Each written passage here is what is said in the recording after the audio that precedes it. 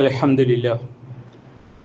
لله الذي هدانا لهذا وما كنا لنهتدي لولا أن هدانا الله نحمده ونستعينه ونؤمن به ونتوكل عليه ونعوذ بالله من شرور أنفسنا ومن سيئات أعمالنا من يهده الله فلا مضل له ومن يضلل فلا هادي له ونشهد أن لا إله إلا الله وحده لا شريك له ونشهد أن محمدا عبده ورسوله أرسله بالهدى ودين الحق ليظهره على الدين كله ولو كره المشركون اللهم صل على محمد وعلى آل محمد كما صليت على إبراهيم وعلى آل إبراهيم وبارك على محمد وعلى آل محمد كما باركت على إبراهيم وعلى آل إبراهيم في العالمين إنك حميد مجيد أما بعد فإن خير الحديث كتاب الله وخير الهدي هدي محمد صلى الله عليه وسلم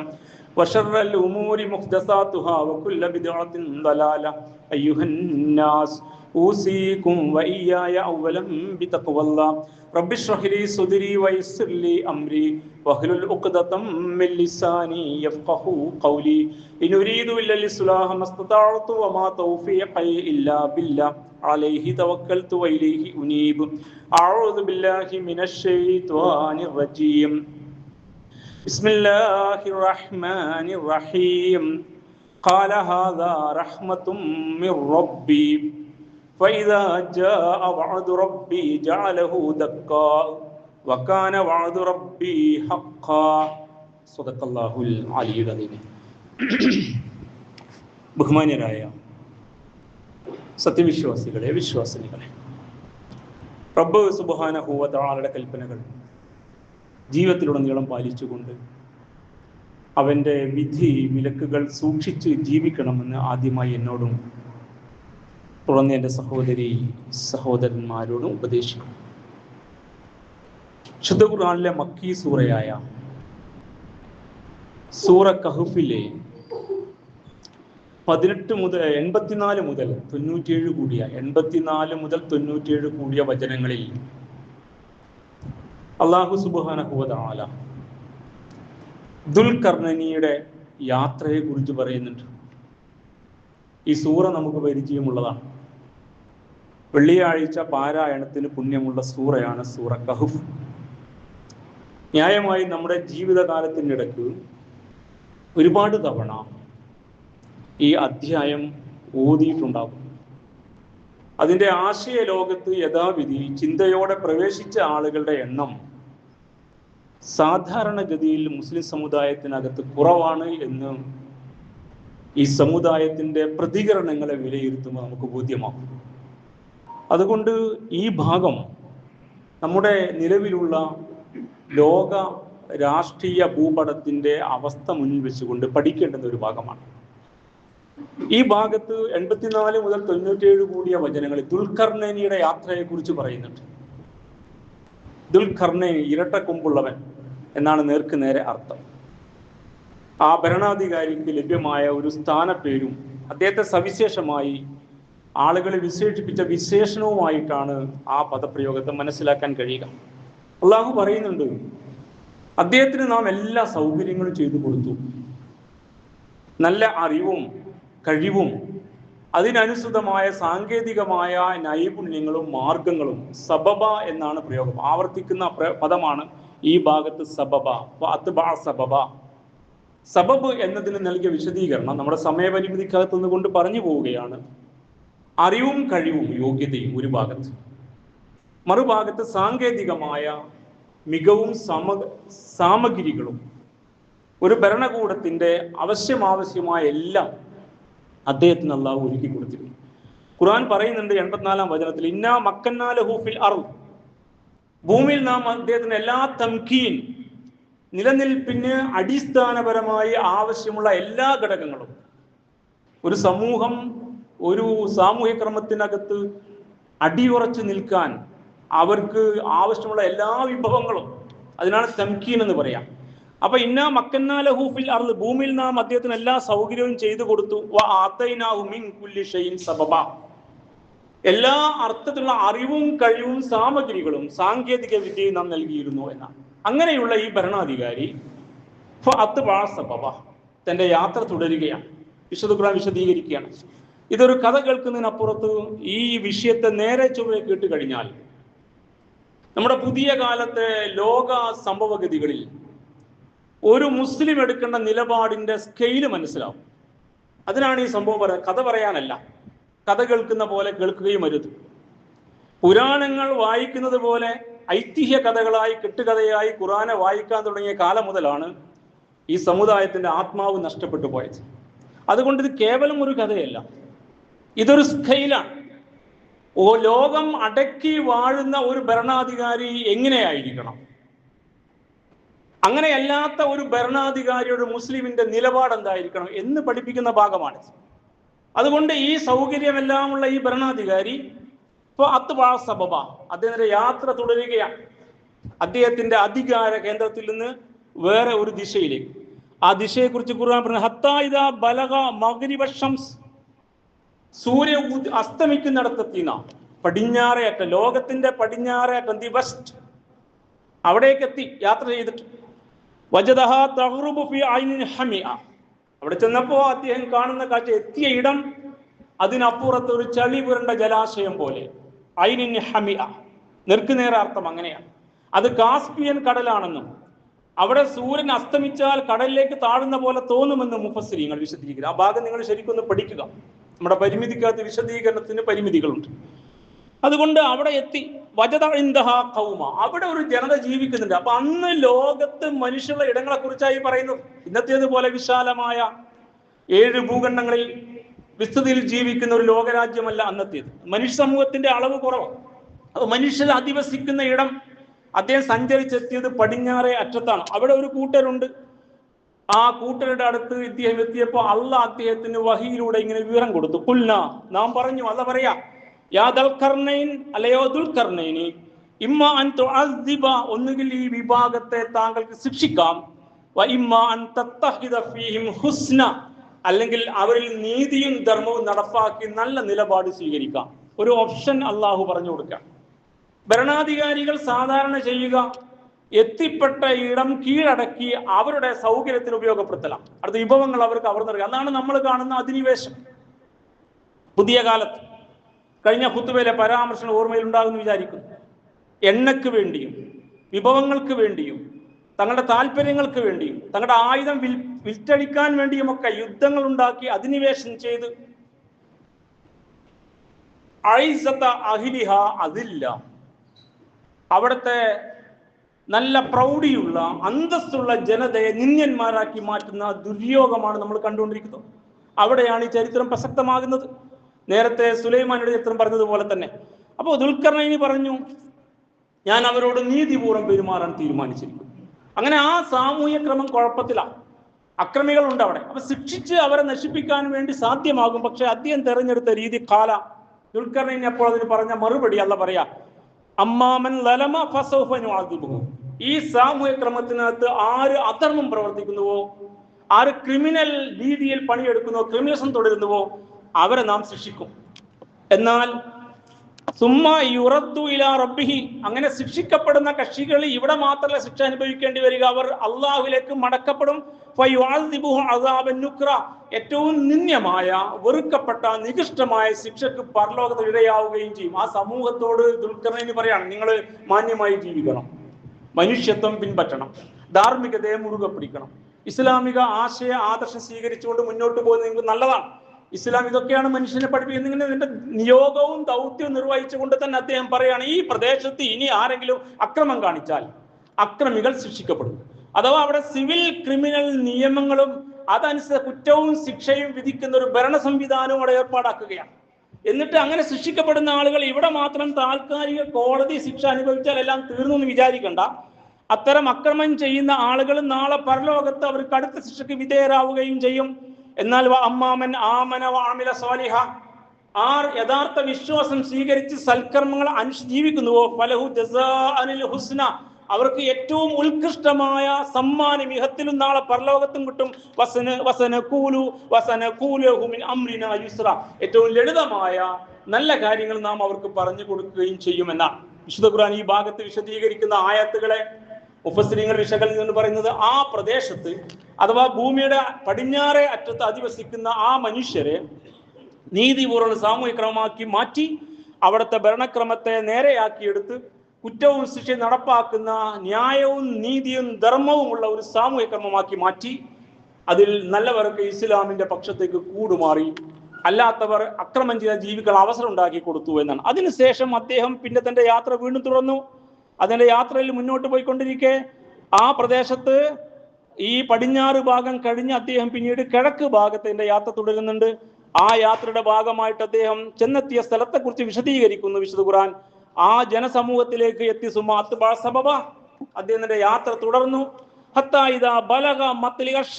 സൂര്യൻ ഉദിക്കുന്ന ഇടത്തെത്തി. അഥവാ ഇപ്പൊ നേരെ കിഴക്കേ അറ്റം, നേരത്തെ അസ്തമിക്കുന്ന അറ്റം പടിഞ്ഞാറേ അറ്റം, ദി വെസ്റ്റ്, ഇപ്പോൾ ദി ഈസ്റ്റ്, ലോകത്തിന്റെ രണ്ടറ്റങ്ങളിലേക്കാണ്. അതുകൊണ്ടുകൂടിയാണ് ദുൽഖർനൈൻ എന്ന പ്രയോഗം വന്നത് എന്ന് കൂടി പറയപ്പെടുന്നു. എന്തായിരുന്നാലും സൂര്യൻ അസ്തമിക്കുന്ന ഇടം വരെ സഞ്ചരിച്ചു, സൂര്യൻ ഉദിക്കുന്ന ഇടം വരെ സഞ്ചരിച്ചു. വജദഹ, അവിടെ അദ്ദേഹം കണ്ടത് തത്ലു അലാ ഖൗമിൻ ലം നജ്അൽ ലഹും മിൻ ദൂനിഹാ സിത്ര, അവിടെ ഒരു ജനവിഭാഗം അധിവസിക്കുന്നുണ്ട്, പൗരാണികമായൊരു കൂട്ടർ. സൂര്യനിൽ നിന്നും മറ കിട്ടുന്ന ഒന്നും അവർക്കില്ല എന്ന് പറഞ്ഞാൽ വനാന്തർ പ്രദേശമല്ല, വനത്തിൽ അഭയം തേടി സൂര്യന്റെ കിരണങ്ങളിൽ രക്ഷ തേടാൻ പറ്റുന്ന അത്തരം ഒരു സ്ഥലമല്ല. മുഫസ്സിരീങ്ങൾ പറയാം, കെട്ടിടങ്ങൾ ഉണ്ടാക്കാൻ അറിയില്ല, വീടുകളോ ടെന്റുകളോ ഇല്ല, സൂര്യന്റെ കിരണം നേർക്ക് നേരെ കൊള്ളുന്ന രീതിയിൽ അങ്ങനെ ജീവിക്കുന്ന ഒരു വിഭാഗം ആളുകൾ ആ കാലഘട്ടത്തെ വെച്ചുകൊണ്ട് വേണം വിലയിരുത്താൻ. അവിടെ അദ്ദേഹം എത്തി.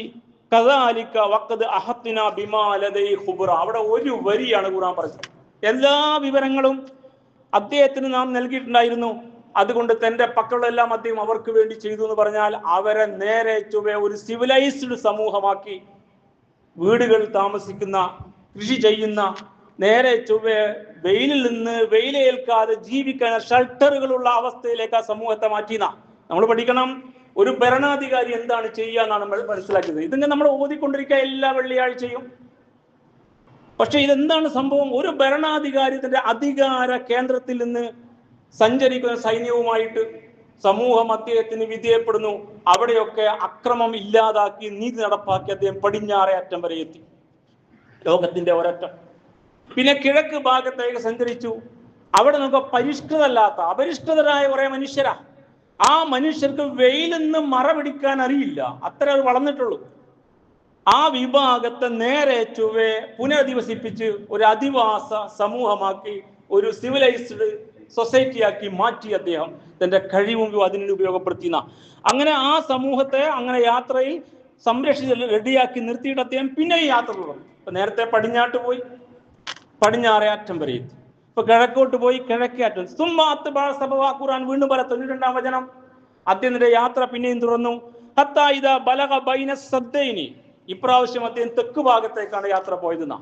അങ്ങനെ ചെല്ലുമ്പോ അവിടെ രണ്ടു മലനിരകൾക്കിടയിൽ ജീവിക്കുന്ന ഒരു സമൂഹത്തെ കണ്ടു. ബൈന സദ്ദൈനി വജദ മിൻ ദൂനിഹിമാ ഖൗമൻ ലാ യകാദൂന യഫ്ഖഹൂന ഖൗല, അവിടെ ഭാഷ തന്നെ വളരെ വേഗത്തിൽ മനസ്സിലാക്കാൻ കഴിയില്ല. അഥവാ ആ കാലഘട്ടത്തിൽ അവർക്ക് പരിചയമുള്ള ഭാഷക്കപ്പുറത്ത് വല്ല ഗോത്ര ഭാഷയോ അല്ലെങ്കിൽ അവരുടെ തന്നെ മാത്രം ലിപിയില്ലാത്ത ഭാഷയൊക്കെ ആവാം. അങ്ങനെ അന്യമായ ഭാഷ സംസാരിക്കുന്ന കൂട്ടരായിരുന്ന ജനവിഭാഗം. ന്യായമായി അവിടെ സംവദിക്കേണ്ടതുണ്ട് ഭരണാധികാരിക്ക്. ആ ഭാഷ പഠിച്ചിട്ടുണ്ടാവും, അതിന് മീഡിയേറ്റർമാർ നിർത്തിയിട്ടുണ്ടാവും, തർജ്ജമക്കെ നിർത്തിയിട്ടുണ്ടാവും. അങ്ങനെ ആ സമൂഹത്തിന്റെ പ്രശ്നങ്ങൾ പഠിക്കുക. ഇതൊക്കെ ഖുർആൻ പറയുമ്പോൾ വെറും ഒരു വർത്തമാനമായിട്ട് മനസ്സിലാക്കാതെ ഒരു സമൂഹത്തെ പഠിച്ച് മനസ്സിലാക്കാൻ, ഭരണാധികാരിയുടെ ഭാഷയെ മനസ്സിലാക്കിയെടുത്ത് അതിനുവേണ്ട സംവിധാനം അവിടെ താമസിച്ച് അവിടെ പ്രശ്നങ്ങൾ മനസ്സിലാക്കിക്കൊണ്ട് മുന്നോട്ട് പോകുന്ന ഒരു രീതി എങ്ങനെ ഖുർആൻ വർണ്ണിക്കുന്നത് കണ്ടാൽ ലോകം കീഴടക്കാൻ നടക്കുന്ന മനുഷ്യന്മാർക്കുണ്ടാവുന്ന നിലപാട് എന്താണെന്ന് മനസ്സിലാക്കാൻ നമ്മൾ വേറെ ഒരു അധ്യായം തെരഞ്ഞു പോകണം എന്നാണ് വിനയപുരസം ചോദിക്കാനുള്ളത്. അപ്പോ അവരുടെ ഭാഷ പോലും ലാ യകാദൂന യഫ്ഖഹൂന ഖൗല, അവർ പറഞ്ഞാൽ ഇവർക്ക് മനസ്സിലാവില്ല. അന്യമായൊരു ഭാഷയാണ്, ചിരപരിചിതമായ ഭാഷയല്ല. പക്ഷെ ആ ഭാഷ മനസ്സിലാക്കി എടുത്തുകൊണ്ട് പ്രശ്നങ്ങൾ ചോദിച്ചറിഞ്ഞപ്പോ കാലു അവർ പ്രശ്നങ്ങൾ പറഞ്ഞു. എന്താ പ്രശ്നം? യാ ദുൽഖർനൈൻ അല്ലെ ദുൽഖർനൈനി ഇന്ന യഅജൂജ വമഅജൂജ മുഫ്സിദൂന ഫിൽ അർദ്, യഅജൂജും മഅജൂജും ഞങ്ങളുടെ നാട്ടിൽ കുഴപ്പമുണ്ടാക്കിക്കൊണ്ടിരിക്കുക. യഅജൂജ് മഅജൂജ് സവിശേഷമായി പഠിക്കേണ്ടുന്ന ഒരു ഭാഗമാണ്. രണ്ട് ദുഷ്ടശക്തികൾ അവർ സൈന്യവുമായിട്ട് കടന്നു വരും, നാട് കുട്ടിച്ചോറാക്കും, കുറെ ആളുകളെ കൊന്നുകളയും, സ്വത്തുക്കൾ വാരിയെടുക്കും, സ്ത്രീകളെ തട്ടിയെടുക്കും, അങ്ങനെ തിരിച്ചു പോകും. അപ്പൊ ഞങ്ങൾ ഇവരെ കുറിച്ചുള്ള ഭീതിയിലാണ് ഞങ്ങൾക്ക് സ്വസ്ഥതയില്ല. ഇങ്ങനെ ഒരു നികൃഷ്ട ഭരണാധികാരികൾ രണ്ടെണ്ണം, സൈനിക ശക്തിയുള്ള, വലിയ ശേഷിയുള്ള, വലിയ കരുത്തുള്ള ആജാനുബാഹുക്കളായി രണ്ടുപേരും അവരുടെ ആളുകളുമായി വന്ന് ഞങ്ങളെ നശിപ്പിക്കും. മുഫ്സിദൂന ഫിൽ അർളി, ഞങ്ങളുടെ നാട്ടിൽ നിരന്തരമായിട്ടൊരു കുഴപ്പമുണ്ടാക്കും. ഫഹൽ നജ്അലു ലക ഹർജ, ഞങ്ങൾ നിങ്ങൾക്ക് പണം തരാം.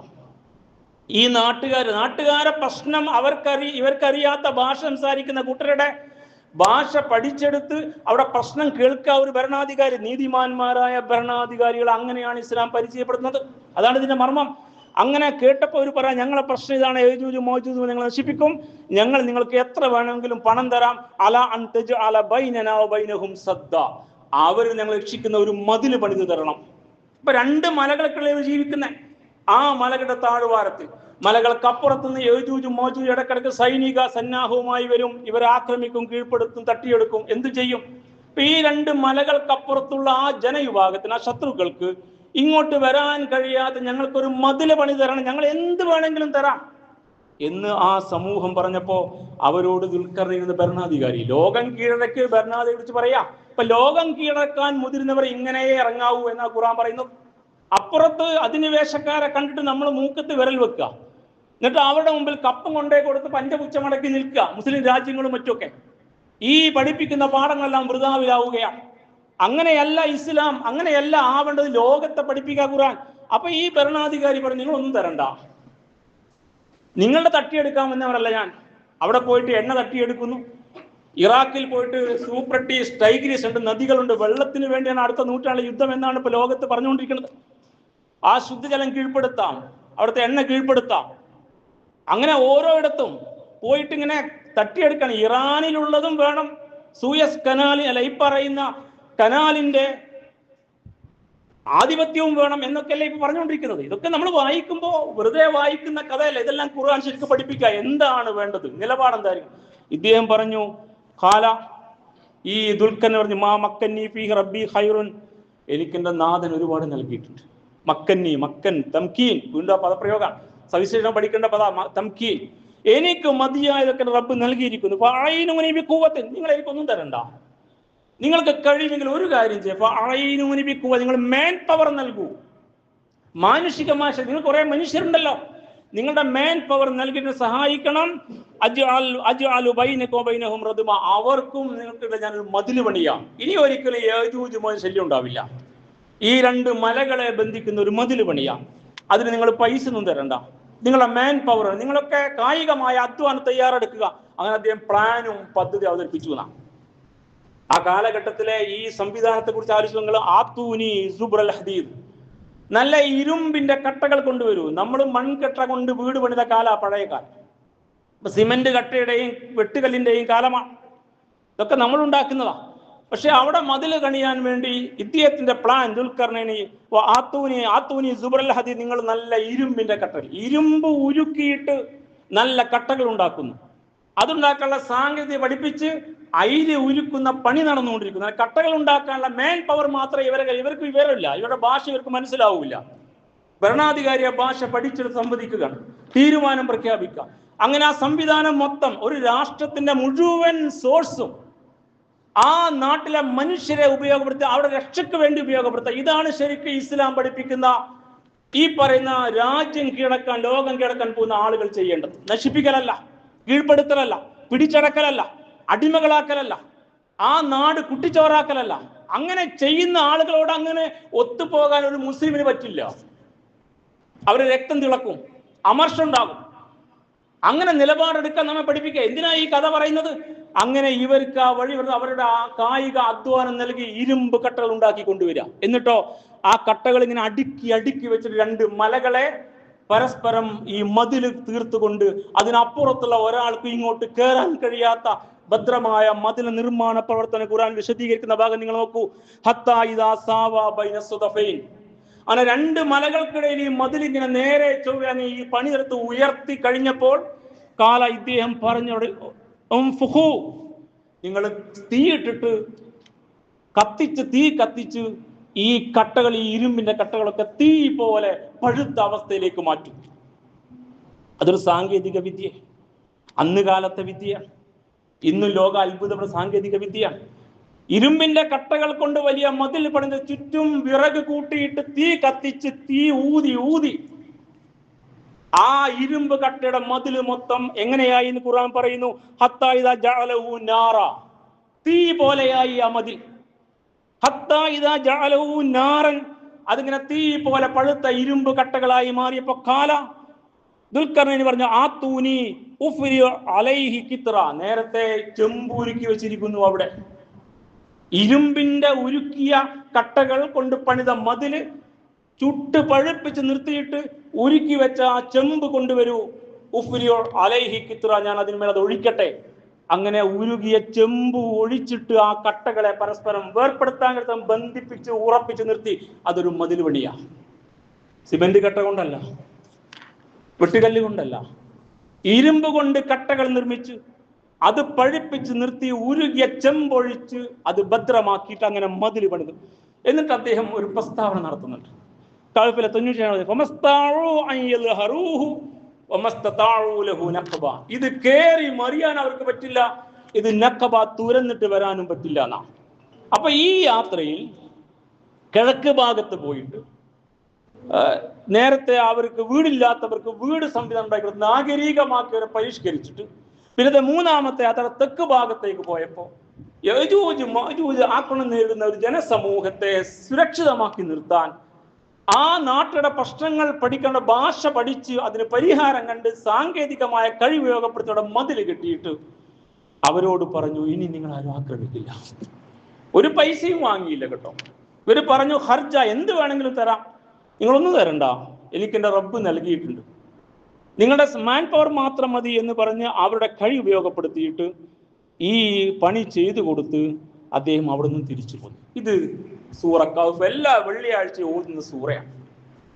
ഇത്ര കാലം ഓതിയിട്ട് അതിന്റെ മർമ്മത്തിലേക്ക് ഞാൻ എത്തിയോ നിങ്ങൾ എത്തിയോ എന്ന് നമ്മൾ സ്വയം വിലയിരുത്തുക. എന്തിനാണ് ഈ കഥ ഖുർആൻ പറഞ്ഞത്? എന്തിനായിരിക്കും ഖുർആൻ ഈ കഥ പറഞ്ഞത്? ഓതാൻ പുണ്യം കിട്ടുന്ന ഒരു സൂറയാണ് വെള്ളിയാഴ്ച പ്രത്യേകിച്ച്. പരലോകവും നിസ്കാരം ഷർത്തും പറലൊക്കെ പറഞ്ഞാൽ മതിയായിരുന്നു നമ്മളെ ഭാഷയിൽ പറഞ്ഞാൽ. പക്ഷെ ഈ വക കഥകളാണ് അതിൽ പറഞ്ഞിരിക്കണേ. എല്ലാ വെള്ളിയാഴ്ച ഓതൽ സുന്നത്താണ്. അപ്പൊ ഇതിനകത്ത് ഒരു വൃത സംഗതിയായിട്ട് നഅൂദുബില്ലാഹ് ഇതിനെ കാണാൻ പറ്റുമോ? തന്റെ കഴിവും ശേഷി ഉപയോഗപ്പെടുത്തി ലോകത്തുള്ള മുഴുവൻ മനുഷ്യർക്കും അവരുടെ ആവശ്യങ്ങൾ മനസ്സിലാക്കി ന്യായത്തിന്റെ നീതിയുടെ അടിസ്ഥാനത്തിൽ നിലനിൽക്കാൻ, ശത്രുവിൽ നിന്ന് സ്വയം സുരക്ഷിതരാവാൻ, സമാധാനപൂർവ്വം ജീവിക്കാൻ, അവരുടെ ഒരു വിഭവം തട്ടിയെടുക്കാതെ, അവരിന്ന് അണപ്പൈ വാങ്ങിക്കാതെ ഒരു ഭരണാധികാരി ലോകം മൊത്തം സഞ്ചരിച്ച കഥ പറയുകയാണ് കൂട്ടരെ. ഇതാണ് ഈ പറഞ്ഞ ദുൽഖർനൈനി സംഭവം. അപ്പൊ നിങ്ങൾ നോക്കൂ, ലോകം കീഴ്പ്പെടുത്താൻ ആഗ്രഹിക്കുന്നവർ എന്താ ചെയ്യേണ്ടത്?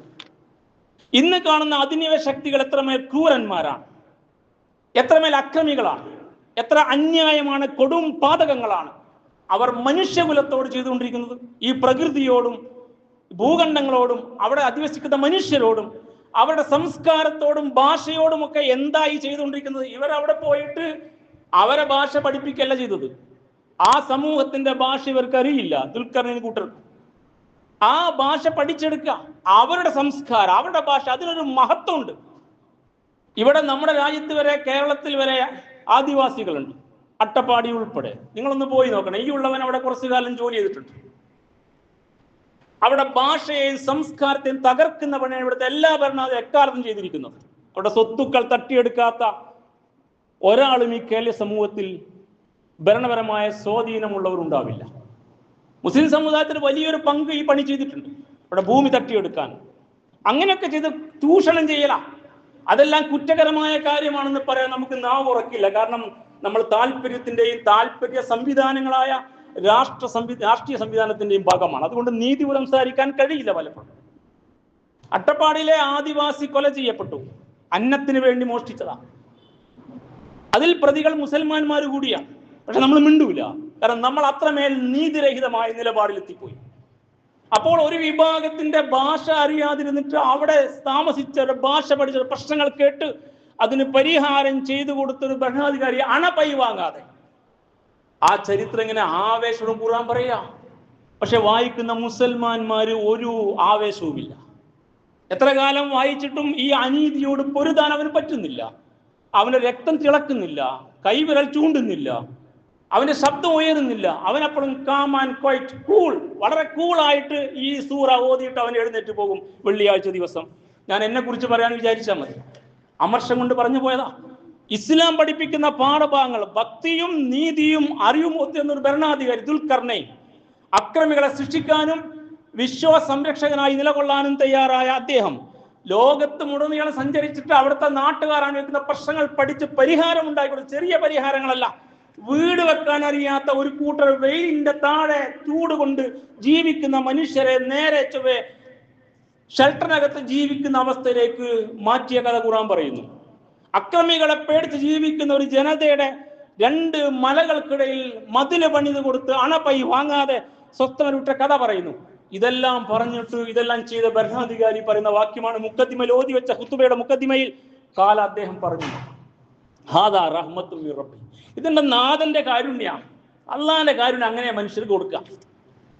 അള്ളാഹുവിന്റെ കാരുണ്യത്തെ കുറിച്ച് പറയാൻ നമുക്ക് അർഹതയില്ല. ഇസ്ലാമിക സമൂഹങ്ങൾക്ക് അർഹത ഉണ്ടാവണം. മനുഷ്യർക്ക് വേണ്ടി നിലകൊണ്ടിട്ട് അക്രമത്തിനെതിരെ, അനീതിക്കെതിരെ നിലകൊണ്ടുകൊണ്ട്, ഇത് അള്ളാഹിന്റെ കാരുണ്യ, ഞങ്ങൾ ഔദാര്യമല്ല കേട്ടോ, ഇത് ഈ മണ്ണിൽ നിങ്ങളെ സൃഷ്ടിച്ച, നിങ്ങൾക്ക് വിഭവങ്ങൾ നൽകിയ, ഈ ഭൂപ്രദേശം നിങ്ങൾക്ക് അധീനപ്പെടുത്തുന്ന അതേ നാഥന്റെ കാരുണ്യമാണ്.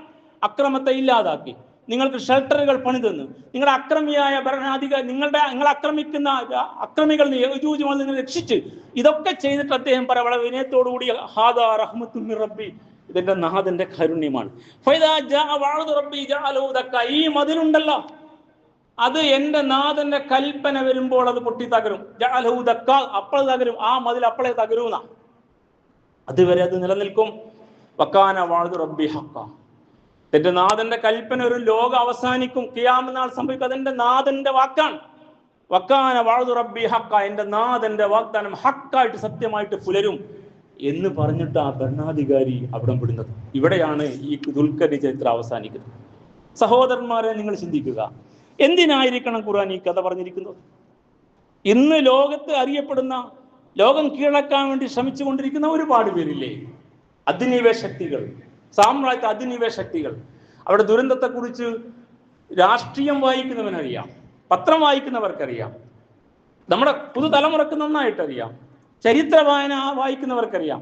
അവരൊക്കെ അവരുടെ ദുസ്വാധീനങ്ങളിലൂടെ അവിടെ ദുഷ്ടലാക്ക് നടപ്പാക്കാൻ വേണ്ടി നടത്തിയ ശ്രമങ്ങളായിരുന്നു ഈ കീഴ്പ്പെടുത്തലെല്ലാം. പക്ഷെ ഇവിടെ ഒരു ഭരണാധികാരി അങ്ങനെയല്ല. അതുകൊണ്ട് ഇത് അധിനിവേശമല്ല, ഞാൻ വീണ്ടും ആവർത്തിക്കുന്നു, ഇത് ഇസ്ലാമിന്റെ മാർഗത്തിലെ, ഇസ്ലാം വ്യാപനത്തിന്റെ ഭാഗമായ യാത്രകളാണ്. ഒരിടവും പിടിച്ചടക്കി അവിടുത്തേത് വാരിക്കെട്ട് ഇങ്ങോട്ട് കൊണ്ടുവന്നില്ല. ഇസ്ലാമിലെ ഭരണാധികാരികൾ ആരും ഒരു രാജ്യത്ത് വന്നിട്ട് ആരാത്ത സ്വത്തുക്കൾ തട്ടിയെടുത്ത് കൊണ്ടുപോവില്ല. അവർ ആ നാട്ടിലെ മനുഷ്യന്റെ പ്രശ്നങ്ങൾ പഠിച്ച് മനസ്സിലാക്കി അവരെ നേരെ സുരക്ഷിതമാക്കി നിർത്താൻ വേണ്ട തന്റെ അറിവും കഴിവും സാങ്കേതിക പരിജ്ഞാനവും നൽകി അവരെ സുരക്ഷിതമാക്കുകയും സ്വസ്ഥമായി ജീവിക്കുന്ന ജനസമൂഹമാക്കി മാറ്റുന്ന പണിയാണ് ചെയ്യുക. അപ്പൊ ഇത് രാഷ്ട്രീയ പ്രവർത്തനം തന്നെയാണ് കേട്ടോ. ഇസ്ലാമിൽ ഇങ്ങനെ ഒരു രാഷ്ട്രീയം ഉണ്ട്. ഇസ്ലാമും രാഷ്ട്രീയവും വേറെയാണെന്ന് ആരോ പഠിപ്പിച്ചിട്ട് ഈ വക കാര്യങ്ങളൊക്കെ മറന്നുപോയവർ മനസ്സിലാക്കണം. അങ്ങനെ അങ്ങ് പോയാൽ അള്ളാഹുവിന് രക്ഷപ്പെടാൻ പറ്റില്ല. ഇതൊക്കെ പിന്നെ എന്തിനാ പഠിപ്പിച്ചത്? ഇതെന്തിനാ ഇങ്ങനെ ഓതാൻ പറഞ്ഞത്? എന്തിനാ വെള്ളിയാഴ്ച ഈ കഥകളൊക്കെ വായിച്ചുകൊണ്ടിരിക്കുന്നത്? അപ്പോൾ മർമ്മമുണ്ട്. മനുഷ്യന് വേണ്ടിയായിരിക്കും. അതാണ് ഇസ്ലാം പറയുന്നത്, മനുഷ്യന് വേണ്ടി. നിങ്ങൾ നോക്കൂ, ഖുർആനിന്റെ ഇതിവൃത്തം മനുഷ്യനാണ്. ഏത് മതക്കാരനാവട്ടെ, ജാതിക്കാരനാവട്ടെ, ലിംഗ വ്യത്യാസം ഒന്നുമില്ല, മനുഷ്യനാണ്.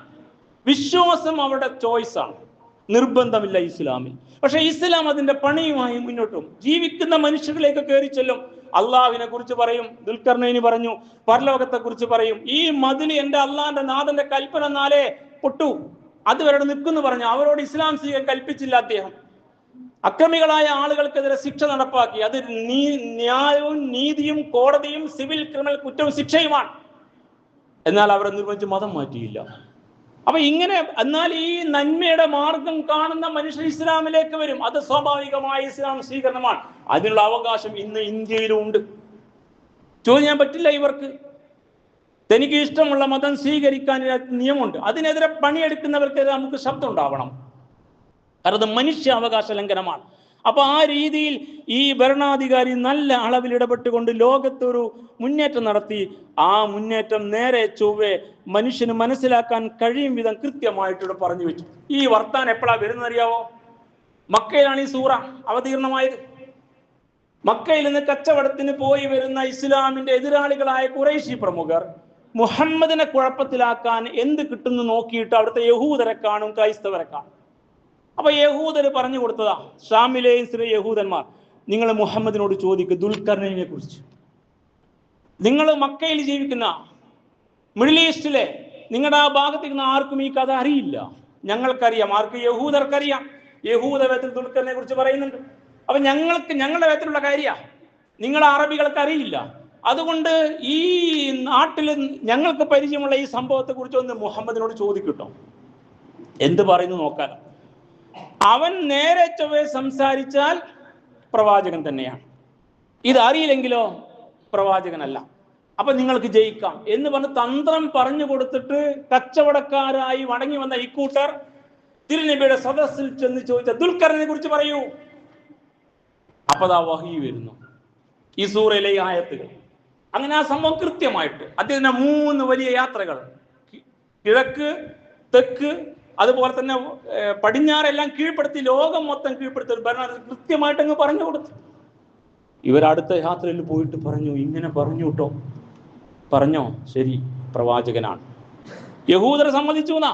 അപ്പൊ ഈ ഒരു പശ്ചാത്തലം വെച്ചുകൊണ്ട് ആ കാര്യങ്ങൾ കൃത്യമായിട്ട് പഠിപ്പിക്കുന്നിടത്ത് പ്രവാചകൻ തിരുനബിയുടെ പ്രവാചകത്വം മനസ്സിലാക്കി തരുന്നതോടൊപ്പം തന്നെ എന്താണ് ലോകത്ത് ഇതുപോലെ കഴിവും ശേഷിയുള്ള ഭരണാധികാരികൾ ചെയ്യേണ്ടത് എന്നും ചെയ്താത്തത് എന്നും പഠിപ്പിക്കാണ് പറയുന്നത്. ഇവിടെയാണ് നമ്മെ ബാധിക്കുന്ന വിഷയം. എന്താണ് ഈ സംഭവം? ലോകത്ത് കീഴ്പ്പെടുത്താൻ ഇറങ്ങി കീഴ്പ്പെടുത്തുക എന്ന പ്രയോഗം തന്നെ തെറ്റാ. അങ്ങനെ പ്രയോഗം ഇസ്ലാമിലില്ല. ഇസ്ലാം എവിടെയും പോയി കീഴ്പ്പെടുത്തൂല. എന്നാൽ ഇസ്ലാം അങ്ങോട്ട് കടന്നു കയറും, അങ്ങോട്ട് വ്യാപിക്കും, ആദർശവുമായിട്ട് ചെല്ലും. അങ്ങനെയാണ് മറ്റു രാജ്യങ്ങളിലേക്കും മറ്റു പ്രദേശങ്ങളിലേക്കും ഇസ്ലാമിന്റെ സൈന്യം തിരുനബിയുടെ കാലത്തിന് ശേഷം സഞ്ചരിച്ചതും നേരത്തെ നമ്മൾ പഠിച്ച പേർഷ്യ കീഴ്പ്പെട്ടതും പിന്നെ റോമ കീഴ്പ്പെട്ടതും ഒക്കെ. അതൊക്കെ ഉള്ള കഥ തന്നെ, അതൊക്കെ പഠിക്കേണ്ട ചരിത്രമാണ്. ആ ചരിത്രത്തിൽ ഇസ്ലാമിന്റെ നിലപാടിതാ. അതുകൊണ്ട് ഈ നിലപാടായിരിക്കണം നിലപാട്. ഒരിടത്തും പോയിട്ട് ആരും ദ്രോഹിക്കാൻ പാടില്ല, അവിടുത്തെ വിഭവങ്ങൾ തട്ടിയെടുക്കാനും പാടില്ല, അവിടുത്തെ മനുഷ്യന്റെ ജീവിത ആവാസക്രമത്തെ കുഴപ്പത്തിലാക്കാൻ പാടില്ല, അവിടുത്തെ സ്ത്രീകളുടെ മാനം നശിപ്പിക്കപ്പെടാൻ പാടില്ല, അവിടെ അക്രമികൾ തേറുവാഴ്ച അക്രമികളെ ഇല്ലാതാക്കി, അക്രമം ഇല്ലാതാക്കി നേരെ ചൊവ്വേ നീ നടപ്പാക്കണം. അവിടുത്തെ മനുഷ്യന്റെ പ്രശ്നങ്ങൾ പഠിച്ച് അവർക്ക് വീടില്ലെങ്കിൽ വീട് കെട്ടി താമസിക്കാൻ അവർ പഠിപ്പിക്കണം. ദുൽഖർ ഇതുപോലെ അവർ ശത്രുക്കളുടെ ആക്രമണത്തെ ഭയപ്പെടുന്നെങ്കിൽ എന്ന് സുരക്ഷ നൽകാൻ പറ്റുന്ന മതിൽ പണിയണം എന്ന് പറഞ്ഞാൽ അന്ന് കാലത്ത് അങ്ങനെയൊക്കെയാണ്. ഇന്ന് അങ്ങനെയല്ല, ലോകത്തിന്റെ അവസ്ഥ മാറിയിരിക്കുക, മനുഷ്യന്റെ ആവശ്യങ്ങൾ മാറിയിരിക്കുക. ഡിഗ്നിറ്റി, അന്തസ്സ് പ്രധാനമാണ്. മനുഷ്യന്റെ അന്തസ്സിനെ വിലമതിക്കുന്ന മതമാണ് ഇസ്ലാം. അതുകൊണ്ട് ശത്രുവാണ് മരിച്ചതെങ്കിലും ശത്രുവിന്റെ മൃതശരീരത്തെ മാനിക്കും ഇസ്ലാം. അതുകൊണ്ടാണല്ലോ യഹൂദന്റെ മൃതശരീരം വരുമ്പോൾ റസൂൽ എഴുന്നേറ്റുന്നു. അത് സഹീഹായ ചരിത്രമാണോ അല്ലേന്ന് തരാനോ നമ്മൾ ആൾക്കാർ ശ്രമിക്കാം. അത് ചരിത്രം ഉണ്ടെന്ന കാര്യം ഉറപ്പാ. അപ്പൊ അതാ മനുഷ്യന്റെ അന്തസ്സിനെ മാനിക്കല, മനുഷ്യന്റെ അന്തസ്സിന് വിലമതിക്കുന്ന ഇസ്ലാം. ഏത് പ്രദേശത്താവട്ടെ, ആദിവാസിയാവട്ടെ അല്ലെങ്കിൽ സാധാ കാട്ടുജാതിയാവട്ടെ, അവരുടെ പോലും അന്തസ്സിനെ മാനിക്കാനായി ഇസ്ലാം പഠിപ്പിച്ചു. അവരുടെ ഒന്നും കൈക്കലാക്കാനല്ല, അവരുടെ അവസ്ഥയെ മാറ്റിമറിക്കാനല്ല, അവരുടെ ഇസ്സത്തിനെ ഇല്ലാതാക്കാനല്ല, ആ നിലക്കുള്ള ഒരു രീതിയിലാണ് ഈ ഭരണാധികളെല്ലാം കാഴ്ചവെച്ചത്. സുലൈമാൻ അലൈഹി സ്വലാത്തു വസ്സലാം സബരാജ്ഞി ചരിത്രം മുമ്പിലുണ്ട്. പേർഷ്യ കീഴടക്കിയ ഉമർ ഖത്താബിന്റെ കാലവും നമ്മൾ പറഞ്ഞു കഴിഞ്ഞതാ. ഇപ്പോ ലോകം മൊത്തം കീഴടക്കിയ ഒരാളെ കുറിച്ച് പറയുക. അപ്പൊ ഈ അവസ്ഥ വെച്ചുകൊണ്ട് വേണം നമ്മൾ ഇപ്പൊ നടക്കുന്ന കാര്യങ്ങൾ മനസ്സിലാക്കാൻ. ഇവിടെ നടക്കുന്ന അധിനിവേശം, ഏറ്റവും വലിയ ലോക പോലീസ് സമയുന്ന അമേരിക്കൻ സംവിധാനം എന്റെ കൂടെ നിൽക്കുന്നത് എന്താ ചെയ്തുകൊണ്ടിരിക്കുന്നത്? അങ്ങനെ ചെയ്യുന്ന ആ സംവിധാനത്തോട് മുസ്ലിമായ നിങ്ങളുടെ നിലപാടെന്താ? നമുക്ക് നിലപാടുണ്ടാവേണ്ടതുണ്ടോ ഇല്ലേ? ഇത് വായിച്ചിട്ട് നേരെ ചൊവ്വേ സ്വന്തത്തോട് ചോദിക്കുക. ഇസ്തഫ്തിലി നഫ്സിക, റസൂലുള്ളാഹി പറഞ്ഞു, സ്വന്തത്തോട് ചോദിക്കടോ. ഇസ്തഫ്തിലി നഫ്സി, നിന്നോട് ചോദിച്ച് ഉത്തരം കണ്ടെത്തുന്ന സംഘടനാ സംവിധാനങ്ങൾ പറഞ്ഞു പഠിപ്പിച്ച വർത്തമാനങ്ങൾ മുറുകെ പിടിച്ചുകൊണ്ട് മുന്നോട്ടുന്ന പലരും വല്ലാതെ പ്രയാസപ്പെടും. കാരണം വിശുദ്ധ ഖുർആൻ മറികടന്നു പോകാൻ നമുക്ക് ന്യായമില്ല. അതുകൊണ്ട് നമ്മൾ നമ്മോട് ചോദിക്കണം, ഈ നടക്കുന്ന കാര്യത്തിൽ എനിക്കെന്ത് നിലപാടാണ് ഉണ്ടാവേണ്ടത്? ഓരോ പ്രദേശത്തെയും കീഴ്പ്പെടുത്തിയിട്ട് അവരെ വരുതിയിൽ നിർത്തി എന്ത് ചെയ്താലും ഡീൽ, പൈസ കിട്ടണം. അങ്ങനെ ഈ വെച്ച് ഹോർമുസുമായി ബന്ധപ്പെട്ട പ്രഖ്യാപനത്തിലൂടെ തന്റെ മകനും കോടികൾ ലാഭം ഉണ്ടാക്കുന്ന കഥ വരെ അമേരിക്കക്കാർ പറഞ്ഞുകൊണ്ടിരിക്കുക. അത്രയൊക്കെ പറഞ്ഞാൽ മനസ്സിലാകും ബുദ്ധിയുള്ളവർക്ക്. അപ്പൊ ഇങ്ങനെ ലോകത്തെ മൊത്തം ഇങ്ങനെ കാണുന്ന ഒരു കൂട്ടരുടെ വിഷയത്തിൽ എനിക്കും നിങ്ങൾക്കും നിലപാടില്ല എന്ന് പറഞ്ഞാൽ പിന്നെ നമ്മൾ സൂറത്തുൽ കഹ്ഫ് ഓതൽ നിർത്തലാ നല്ലത്. ഇതെല്ലാം മക്കി സൂറകളാ. നേരത്തെ പറഞ്ഞ സൂറത്ത് റൂം മക്കിയാണ്, കഴിഞ്ഞ ആഴ്ച പറഞ്ഞ സൂറ അന്നമൽ മക്കിയാണ്, ഇപ്പൊ പറഞ്ഞ സൂറ ഉണ്ടല്ലോ കഹ്ഫ് മക്കിയാണ്. അപ്പൊ ഇസ്ലാമിലെ നിസ്കാരത്തിന്റെ ഷർത്തും ഫറളും പഠിപ്പിക്കുന്നതിന് മുമ്പ് നിലപാട് പഠിപ്പിച്ച മതമാണ് ഇസ്ലാം. അത് മദീനയിലാണ് പഠിപ്പിച്ചത്. നിസ്കാരം നിർബന്ധമായത് മക്കയാ ഇസ്രാ മിഅ്റാജിന്റെ യാത്രയിൽ. പക്ഷെ നേരെ ചൊവ്വേ മുസ്ലിം സമൂഹം സംഘടിതമായി ജുമുഅ ജമാഅത്ത് നിർവഹിച്ചത് മദീനയിലെത്തിയിട്ടാ. ഇതെല്ലാം മക്കി സൂറകളാ. നേരെ ചൊവ്വേ ഒരു മുസ്ലിം സമൂഹം പള്ളി ഉണ്ടാക്കി സംഘടിതമായി ജുമുഅ ജമാഅത്ത് നിർവഹിക്കുന്നത് രീതി പഠിക്കുന്നതിന് മുമ്പ് മനുഷ്യരോട് പെരുമാറുന്ന രീതി പഠിപ്പിച്ച മതമാണ് ഇസ്ലാം. അത് മറന്നു പോരുന്നത് മുസ്ലിം സമുദായം. അതുകൊണ്ടാണ് നിലപാടില്ലാതെ പോയത്. ഇത് പഠിച്ചാൽ നിലപാടുണ്ടാകും. അതുകൊണ്ട് മക്കി സൂറ എന്ന അടിവരയിട്ട് മനസ്സിലാക്കണം. ഇത്രയും കൃത്യമായ ലോകാടിസ്ഥാനത്തിലെ മുഴുവൻ സംഭവഗതികളെയും ഒരു മുസ്ലിം ഏത് സ്കെയിൽ വെച്ച് അളക്കണം, ഏത് കണ്ണിലൂടെ നോക്കിക്കാണണം, അവന്റെ ചരിത്ര വായന എങ്ങനെയായിരിക്കണം, ചരിത്രത്തെ എങ്ങനെ വിശകലനം ചെയ്യണം എന്ന് പഠിപ്പിച്ച ഇസ്ലാമിക ദർശനത്തിന്റെ അടിസ്ഥാന വേദമാകുന്ന ഖുർആൻ പഠിച്ചില്ല മുസ്ലിം സമുദായം. അവർക്കത് മനസ്സിലാവുന്നില്ല. അവർക്കതിന്റെ ഭാഷ മനസ്സിലായില്ല, അതിന്റെ ഉള്ളടക്കം മനസ്സിലായില്ല, അതിന്റെ അകമ്പൊരുൾ മനസ്സിലായില്ല, അത് നൽകുന്ന കരുത്ത് മനസ്സിലായില്ല. അപ്പോഴും മിമ്പറിൽ നിസ്കാര ഷർത്തും പറഞ്ഞും തന്നെ ഹജ്ജിന്റെ ഉപാധികളും ഇപ്പൊ ദുൽഖഅദാണല്ലോ. അങ്ങനെ അതന്നെയാണ്, ഞാനത് വിമർശിക്കില്ല. സഹോദരന്മാരെ വേദന കൊണ്ട് പറഞ്ഞു പോവുക. അതുകൊണ്ട് ഇത് നടക്കുന്ന അധിനിവേശ അക്രമമാണ്. ആ അക്രമയുടെ കൂടെ നിൽക്കുന്ന മുസ്ലിം രാഷ്ട്രങ്ങളും അക്രമത്തിന് കൂട്ടു നിൽക്കുകയാണ്. കള്ളൻ മോശക്കാരനാ, എന്നാൽ നമ്മുടെ കാഴ്ചപ്പാടിൽ കള്ളന് കഞ്ഞി വെക്കുന്ന അതിനേക്കാൾ മോശക്കാരനാ. വ്യഭിചാരി മോശക്കാരിയാണ്, എന്നാൽ വ്യഭിചാരിയേക്കാൾ മോശക്കാരിയാണ് അതിനു വേണ്ടി വിടുപണി ചെയ്ത് കൊടുക്കുന്ന ബ്രോക്കർമാർ. ഇങ്ങനെ മനസ്സിലാക്കാൻ പറ്റണം. അങ്ങനെ വരുമ്പോഴാണ് ചില രാഷ്ട്രങ്ങളുടെ നിലപാടിനോട് നമുക്ക് അമർഷം ഉണ്ടാകുന്നത്. അവർ നിസ്കരിക്കാത്തത് കൊണ്ടല്ല, അവർ പള്ളിക്ക് പൈസ തരാത്തത് കൊണ്ടല്ല, അവർ ഖുർആൻ അടിച്ച് വിതരണം ചെയ്യാത്തത് കൊണ്ടല്ല, അവർ യതീംഖാനക്ക് ഫണ്ട് കൊടുക്കാത്തത് കൊണ്ടല്ല. അതിനേക്കാൾ അപ്പുറത്താണ് ഈ പറഞ്ഞ കാര്യങ്ങൾ. അതിനേക്കാൾ വലുതാണ് ഈ പറഞ്ഞ സംഗതി.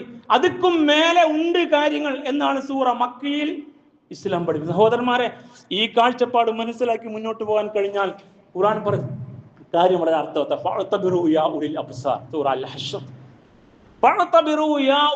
കണ്ണുള്ളവരെ, ചിന്തയുള്ളവരെ, മൂളയുള്ളവരെ, കാര്യങ്ങൾ ശരിക്കും പഠിച്ച് മനസ്സിലാക്കുന്നവരെ നിങ്ങൾ പാഠം ഉൾക്കൊള്ളിൻ. ചരിത്രം വായിച്ചെന്ന് ഖുർആൻ പറയാം. അങ്ങനെയാണ് ഖുർആൻ ചരിത്രത്തെ നമ്മൾ അവതരിപ്പിക്കുന്നത്. അതുകൊണ്ട് ഈ പുതിയ പശ്ചാത്തലത്തിൽ ഇതൊക്കെ ഖുർആൻ തന്നെ പഠിപ്പിച്ച കാര്യം, പുതിയ വിഷയങ്ങളല്ല. നമ്മളോട് ഒരു അറിവിന്റെ വിശാലമായ കടലിലേക്ക് ഇറങ്ങാൻ അല്ല പറയാം. നിങ്ങൾ വായിച്ചു നോക്ക്, ശരിക്കും എന്നിട്ട് കാര്യങ്ങൾ മനസ്സിലാക്കും. നിങ്ങൾക്ക് തന്നെ വഴി കണ്ടെത്താൻ കഴിയും. അത്തരം ഹിദായത്തിന്റെ ഗ്രന്ഥമാണ് ഖുർആൻ. യഥാവിധി കാര്യങ്ങൾ മനസ്സിലാക്കി വസ്ത്രം ഉൾക്കൊണ്ടുകൊണ്ട് വിശുദ്ധ ഖുർആനിന്റെ പാഠഭാഗങ്ങളെ നേരെ മനസ്സിലാക്കി പഠിച്ചു മുന്നോട്ട് പോകുന്ന കരുത്തരായ മുസൽമാന്മാരായി മാറാൻ, മുസ്ലിമാത്തുകളായി മാറാൻ അള്ളാഹു നമ്മെ സഹായിക്കുമാറാവട്ടെ. അഖൂലു ഖൗലി ഹാദാ വസ്തഗ്ഫിറുല്ലാഹ ലീ വലക്കും.